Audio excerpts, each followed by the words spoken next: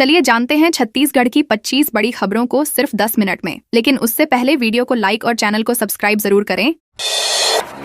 छत्तीसगढ़ में 2 कारें भिड़ी, कांस्टेबल का परिवार खत्म। कांकेर जिले में नेशनल हाईवे 30 पर हुए भीषण सड़क हादसे ने एक परिवार को उजाड़ दिया। 2 कारों की आमने सामने टक्कर में कांस्टेबल मुनेन्द्र नेताम के परिवार के 4 सदस्यों सहित कुल 6 लोगों की मौके पर मौत हो गई, जबकि 3 लोग गंभीर रूप से घायल हैं। बताया जा रहा है कि नेताम परिवार शादी समारोह से लौट रहा था, तभी नाथिया नवागांव के पास हादसा हो गया। टक्कर इतनी जबरदस्त थी कि दोनों वाहन बुरी तरह क्षतिग्रस्त हो गए। घायलों को प्राथमिक इलाज के बाद रायपुर रेफर किया गया है। घटना के बाद इलाके में शोक की लहर है।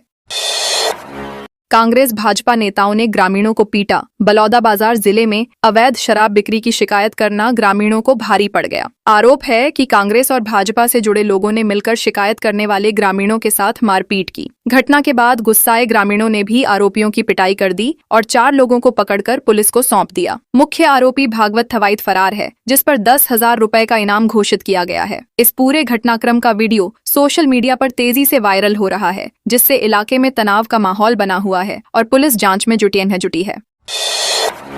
रायपुर, दुर्ग और बिलासपुर में 42 डिग्री पार जाएगा तापमान। छत्तीसगढ़ में एक बार फिर भीषण गर्मी का दौर शुरू होने वाला है। मौसम विभाग के अनुसार अगले 4 दिनों में तापमान 3 से 5 डिग्री तक बढ़ सकता है। 12 अप्रैल से रायपुर, बिलासपुर और दुर्ग संभाग के कई इलाकों में पारा 42 डिग्री सेल्सियस के पार पहुंचने की संभावना है, जिससे लू जैसी स्थिति बन सकती है। हालांकि बीते 24 घंटों में कुछ जगहों पर हल्की बारिश हुई, लेकिन ज्यादातर क्षेत्रों में मौसम शुष्क रहा। राजनांदगांव में अधिकतम तापमान 37.5 डिग्री सेल्सियस और अंबिकापुर में न्यूनतम 19 डिग्री सेल्सियस दर्ज किया गया। लोगों को सतर्क रहने की सलाह दी गई है।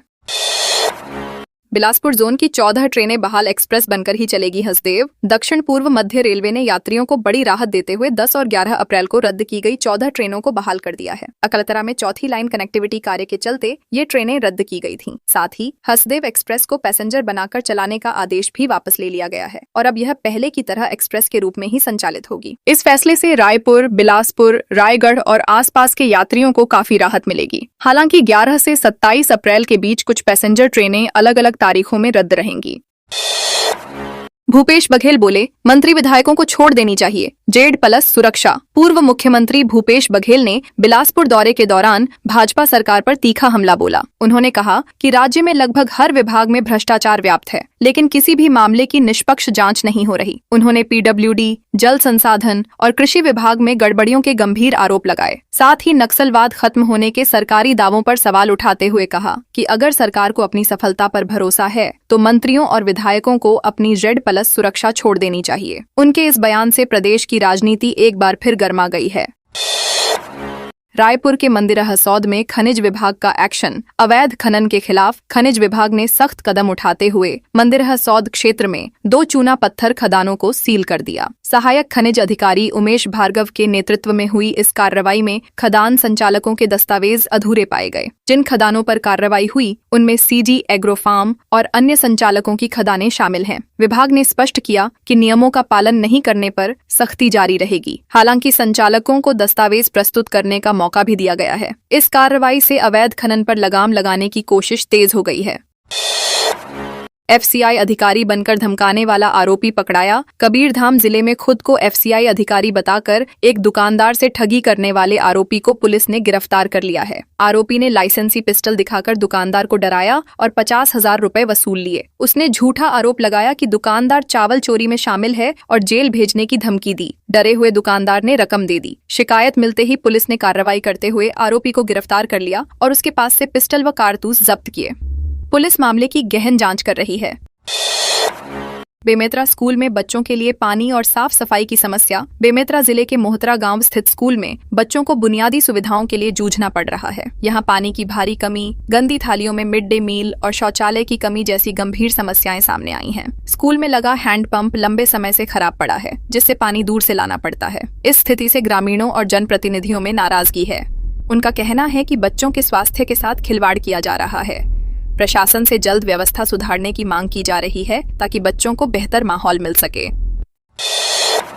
बेमेतरा में अवैध रेत उत्खनन पर प्रशासन की सख्त कार्रवाई। बेमेतरा जिले में अवैध रेत उत्खनन के खिलाफ प्रशासन ने सख्ती दिखाते हुए एक हाईवा वाहन जब्त किया है। एसडीएम पिंकी मनहर के नेतृत्व में टीम ने थानखमरिया क्षेत्र में कार्रवाई की। जांच के दौरान वाहन चालक के पास न तो ड्राइविंग लाइसेंस मिला और न ही रेत परिवहन से जुड़े वैध दस्तावेज। इसके बाद वाहन को मौके पर ही जब्त कर थाने में जमा कराया गया। प्रशासन को लंबे समय से इस तरह की शिकायतें मिल रही थीं। अधिकारियों ने साफ किया कि अवैध खनन के खिलाफ आगे भी अभियान जारी रहेगा।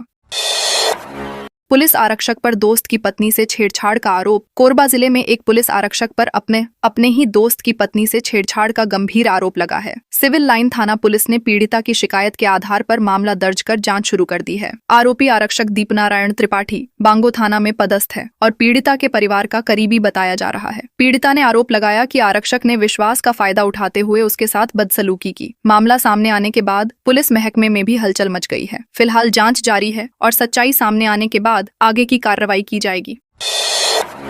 रामानुजगंज में श्याम संकीर्तन महोत्सव शुरू। रामानुजगंज में श्री श्याम लाडला परिवार द्वारा आयोजित 2 दिवसीय श्याम संकीर्तन महोत्सव का भव्य आगाज ध्वजा यात्रा के साथ हुआ। श्री राम मंदिर से निकली यह यात्रा नगर के प्रमुख मार्गों से गुजरते हुए श्रद्धा और उत्साह का केंद्र बन गई। जगह जगह श्रद्धालुओं ने पुष्प वर्षा कर स्वागत किया और पूरा वातावरण भजनों व जयकारों से गूंज उठा। गांधी मैदान को आकर्षक ढंग से सजाया गया है, जहां बड़ी संख्या में भक्त जुट रहे हैं। आयोजन के तहत प्रसिद्ध भजन गायक मोनू दोहा और कृष्णा शर्मा प्रस्तुति देंगे। आयोजकों ने श्रद्धालुओं की सुविधा के लिए व्यापक इंतजाम किए हैं।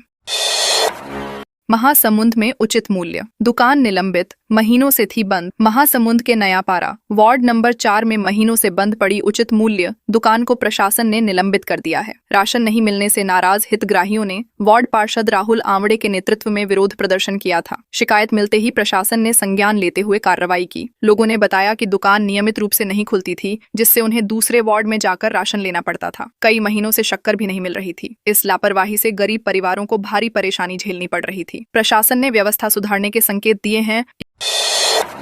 दुर्ग में 2 हादसों में 3 की मौत। दुर्ग जिले में गुरुवार को हुए सड़क हादसों में 3 लोगों की मौत हो गई। पहला हादसा पुलगांव थाना क्षेत्र के कोनारी चौक के पास हुआ, जहां तेज रफ्तार पिकअप ने बाइक को टक्कर मार दी। हादसे में बाइक सवार 2 लोगों की मौके पर ही मौत हो गई। बताया जा रहा है कि दोनों सुबह गांव की ओर जा रहे थे, तभी यह हादसा हुआ। पुलिस ने मामला दर्ज कर जांच शुरू कर दी है। वहीं दूसरे हादसे में भी एक व्यक्ति की जान गई। लगातार हो रहे सड़क हादसों ने इलाके में चिंता बढ़ा दी है और यातायात नियमों को लेकर सख्ती की मांग उठ रही है। रायपुर में टॉवर पर चढ़ा माशिमम का ड्राइवर। रायपुर के टैगोर नगर में उस वक्त हड़कंप मच गया जब माध्यमिक शिक्षा मंडल का एक ड्राइवर अचानक टॉवर पर चढ़ गया। करीब 2 घंटे तक चले हाई वोल्टेज ड्रामे के दौरान वह नीचे उतरने को तैयार नहीं था। मौके पर मौजूद लोगों ने उसे समझाने की कोशिश की और डायल 112 को सूचना दी। टीम के पहुंचने के बाद काफी मशक्कत के बाद ड्राइवर को सुरक्षित नीचे उतारा गया। बताया जा रहा है कि ड्राइवर विष्णु यादव किसी निजी कारण से परेशान था। घटना के बाद उसे सुरक्षित स्थान पर ले जाया गया और स्थिति सामान्य हुई। कोरबा में महतारी वंदन योजना ई-केवाईसी कराना अनिवार्य। कोरबा जिले में महतारी वंदन योजना के सभी हितग्राहियों के लिए ई-केवाईसी अनिवार्य कर दी गई है। शासन के निर्देशानुसार यह प्रक्रिया 30 जून 2026 तक शिविरों में पूरी की जाएगी। इसके बाद 1 जुलाई से 31 अगस्त तक परियोजना कार्यालयों में विशेष सुविधा दी जाएगी। अधिकारियों ने बताया कि ई-केवाईसी का उद्देश्य लाभार्थियों की सही पहचान सुनिश्चित करना है, ताकि योजना का लाभ पारदर्शी तरीके से मिल सके। समय पर ई-केवाईसी नहीं कराने पर भुगतान रोका जा सकता है। यह प्रक्रिया पूरी तरह मुफ्त है और इसे सीएससी, लोक सेवा केंद्र व आंगनबाड़ी में कराया जा सकता है। 3 महीने के लिए जेल से बाहर आएंगे। अमित बघेल जोहार छत्तीसगढ़ पार्टी के अध्यक्ष अमित बघेल को हाईकोर्ट से आंशिक राहत मिली है। अदालत ने उनकी नियमित जमानत याचिका खारिज कर दी, लेकिन उन्हें 3 महीने की अंतरिम जमानत दी गई है। दिसंबर 2025 में अग्रवाल और सिंधी समाज पर आपत्तिजनक टिप्पणी के मामले में उनकी गिरफ्तारी हुई थी। उनके खिलाफ रायपुर समेत कई जगहों पर कुल 14 एफआईआर दर्ज हैं। वकीलों के अनुसार यह राहत सीमित अवधि के लिए है। इस फैसले के बाद राजनीतिक और सामाजिक हलकों में चर्चा तेज हो गई है और आगे की कानूनी प्रक्रिया पर सभी की नजरें टिकी हैं। महासमुंद में 5 दिन में पकड़ाया 3 करोड़ का गांजा। महासमुंद जिले में पुलिस ने बड़ी कार्रवाई करते हुए 5 दिनों में करीब 3 करोड़ रुपए का गांजा जब्त किया है। तस्कर ओडिशा बॉर्डर के रास्ते महाराष्ट्र में सप्लाई करने की कोशिश कर रहे थे, लेकिन चेकिंग के दौरान पकड़े गए। 4 अप्रैल को 1.40 करोड़ और 9 अप्रैल को 1.5 करोड़ का गांजा बरामद किया गया। दोनों मामले सिंघोड़ा थाना क्षेत्र के हैं। पुलिस ने इन मामलों में 10 आरोपियों को गिरफ्तार किया है, जो अलग अलग राज्यों के रहने वाले हैं। लगातार हो रही कार्रवाई से तस्करों में हड़कंप मचा हुआ है।